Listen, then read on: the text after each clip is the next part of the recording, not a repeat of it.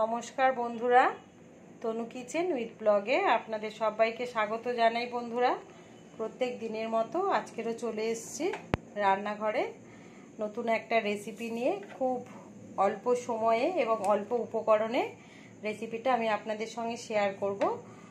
এই যে দেখতে পাচ্ছেন, দুটো দুধের প্যাকেট আর নিয়েছি এখানে লেবু। এই লেবুটা আমাদের ছাদে গাছের লেবু। বৃষ্টি এতদিন হচ্ছিল না বলে লেবুটা কেমন হলুদ হয়ে গেছে এবং জলের অভাবে লেবুগুলো এরকম ছোট ছোট হয়েছে, বড় হতে পারেনি। তো যা গিয়ে ছাদের থেকে আমি দুটো লেবু কেটে এনে লেবু পেড়ে এনে কেটে নিয়েছি। তো এই দুধটা আগে গ্যাস জ্বালিয়ে আমি জাল দেব, দিয়ে ছানা কাটিয়ে নেব, নিয়ে তারপরে আপনাদের সঙ্গে দেখা হচ্ছে কিভাবে আমি ছানার তরকারিটা বানাবো বা ছানার ডালনাটা বানাবো। তো দেখুন বন্ধুরা, দুধটা ফুটে গেছে। এবারে আমি লেবু দিয়ে ছানাটা কাটিয়ে নেব।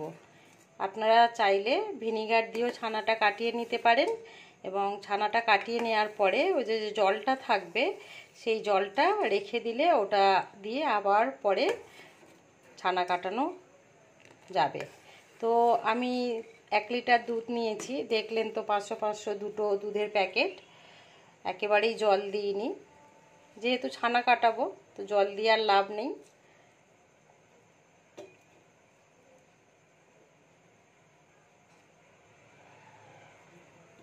লেবুর পরিমাণটা একটু বেশি লাগবে, কারণ 1 লিটার দুধ তো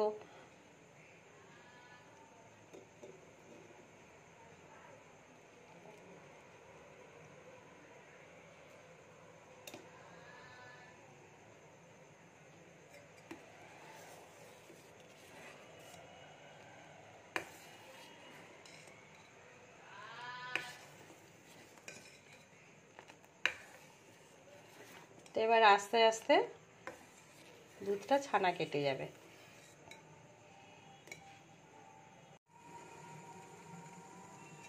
তো দেখুন বন্ধুরা, খুব সুন্দরভাবে এই যে ছানাটা কেটে গেছে। দেখুন, এবারে আমি গ্যাসটা বন্ধ করে দেব, ঠান্ডা হলে একটা ছাঁকনিতে ছেঁকে নেব।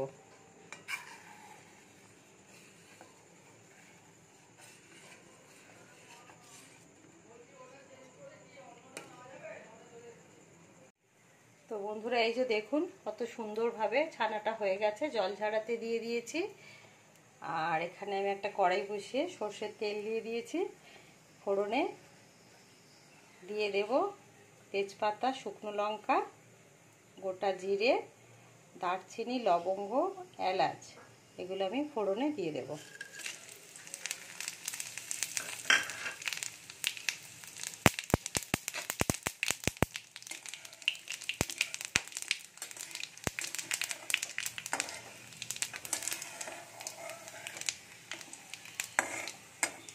এবার দিয়ে দেব আদা আর কাঁচা লঙ্কার পেস্ট।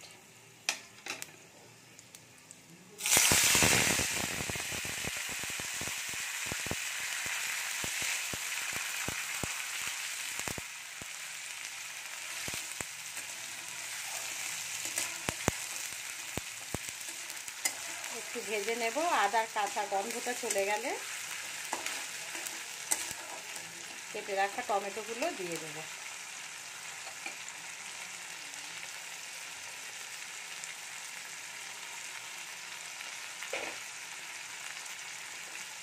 টমেটোগুলো আমি এইভাবে কেটে রেখেছিলাম, এগুলো দিয়ে দেব।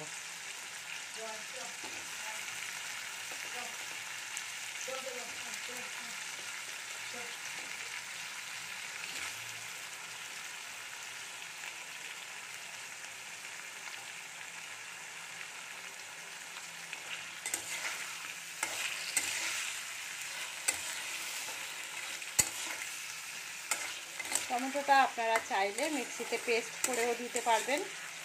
তো টমেটোটা যাতে নরম হয়ে যায় চট করে, তার জন্য এবার আমি লবণ দিয়ে দেবো একটু।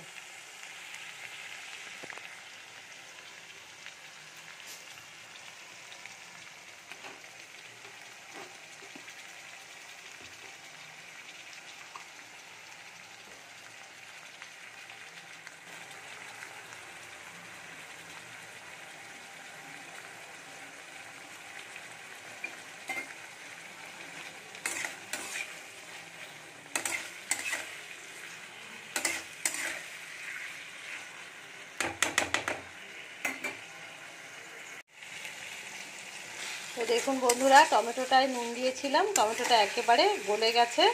এবারে কিছু মশলা অ্যাড করব।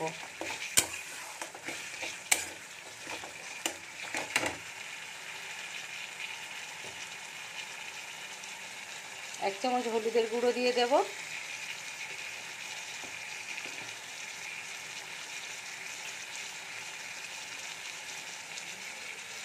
লাল লঙ্কার গুঁড়ো দিয়ে দেব,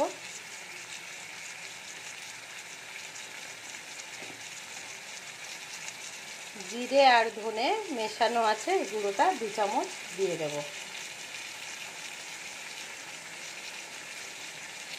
মশলাটা খুব ভালো করে কষিয়ে নেব।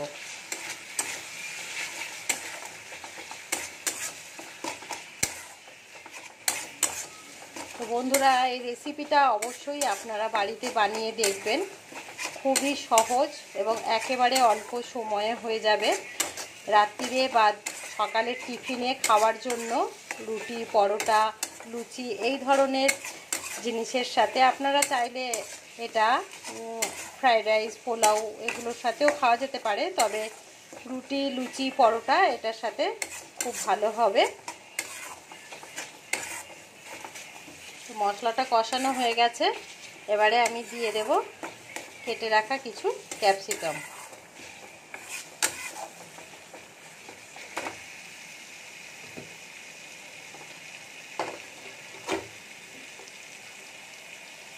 ছোট ছোট করে ক্যাপসিকামটা কেটে রেখেছিলাম।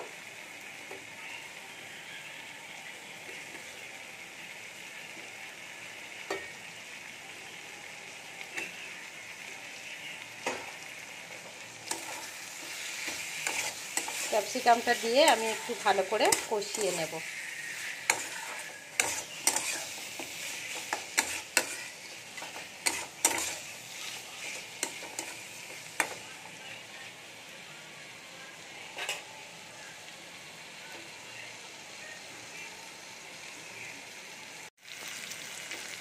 তো দেখুন বন্ধুরা, মশলাটা পুরো কষানো হয়ে গেছে, 4 সাইড থেকে পুরো তেল ছেড়ে দিয়েছে। এবারে আমি একটু দিয়ে দেব গুড়ের গুঁড়ো দিয়ে দেব। আপনারা চাইলে চিনিও দিতে পারবেন, তো আমি একটু গুড়ের গুঁড়ো দিয়ে দিলাম। নিরামিষ জিনিসে সবসময় একটু মিষ্টি দিলে তার স্বাদটা আরও বেড়ে যায়।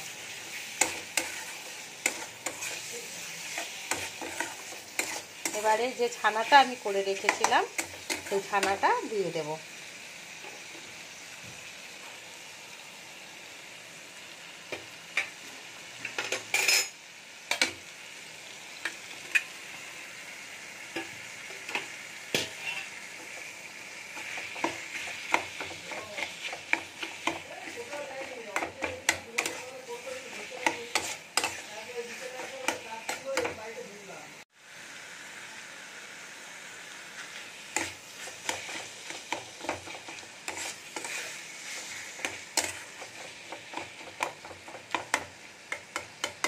ছানাগুলোকে একটু ভেঙে ভেঙে দেবো, দলা দলা হয়ে রয়েছে, তো একটু ভেঙে দিলে ভালো হবে, না হলে এরকম দলা দলা থাকবে আর ভেঙে দিলে পুরো সবটার সাথে মিশে যাবে।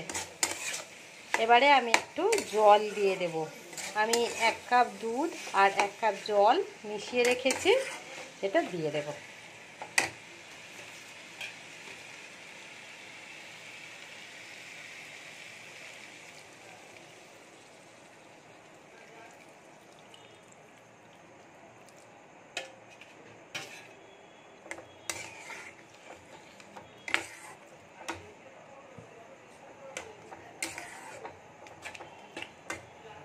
ছানার ডালনা বা ছানার তরকারি এটা প্রায় হয়ে এসেছে, আর একটু সময় বাকি আছে।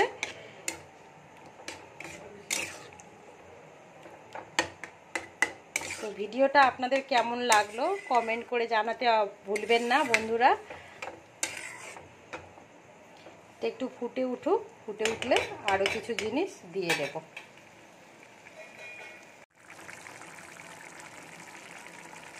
এবার দিয়ে দেব একটু সামান্য 1 চামচের মতো ঘি।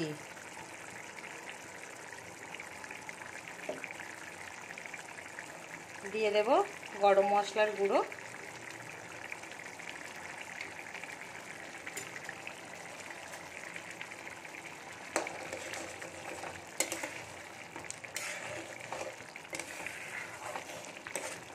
বন্ধুরা ভিডিওটা স্কিপ না করে প্রথম থেকে শেষ পর্যন্ত অবশ্যই দেখবেন।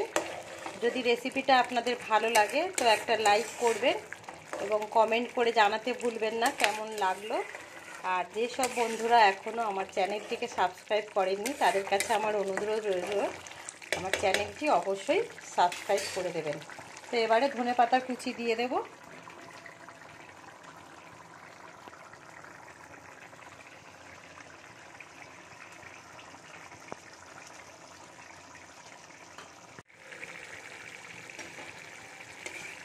তো রেডি হয়ে গেছে আমার ছানার ডালনা বা ছানার তরকারি। তো বন্ধুরা আজকের মতো ভিডিওটা আমি এখানেই শেষ করব। দেখা হবে অন্য কোনো দিন অন্য কোনো রেসিপি নিয়ে আমার এই চ্যানেলে।